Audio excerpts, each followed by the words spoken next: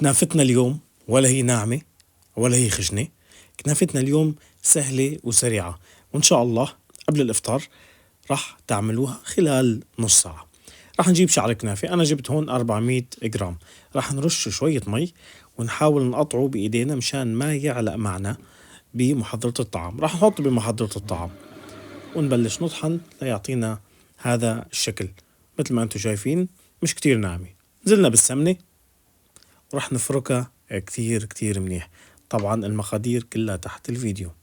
صينية صغيرة، بعدين راح نحط عليها للصينية معلقة سمنة ونفركها كتير منيح وخاصة الأطراف. بعدين راح نجيب فرك الكنافة أو الكنافة اللي فرمناها نفردها بالصينية باستخدام كوب زجاجي أو مرطبان مثل ما انتم شايفين. راح نكبسها كتير كتير منيح، كتير منيح كبسوها.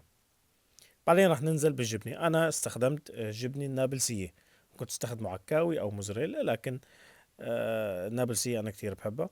بعدين راح نحط عليها كنافة، يعني كنافة جبنة كنافة، رشة مي وعلى الفرن. أنا حطيتها تقريبا تحت حوالي 25 دقيقة.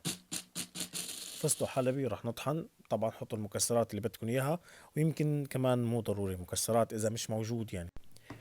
قلت لكم 25 دقيقة من تحت وخمس دقايق من فوق لحصلنا على هاي النتيجة. ممكن طبعا من تحت تحطوها أكتر، 5 دقايق يعني نص ساعة على حرارة 180 لتحصلوا على هذا اللون، ويمكن أحلى. القطر عندي سخن، القطر فيه شوية سمنة حطيت على وشها، شربت كتير منيح. بعدين راح احط لها الفستق الحلبي او اي نوع مكسرات موجود عندكم، ولو ما في مكسرات كمان شغال يعني مو مشكلة.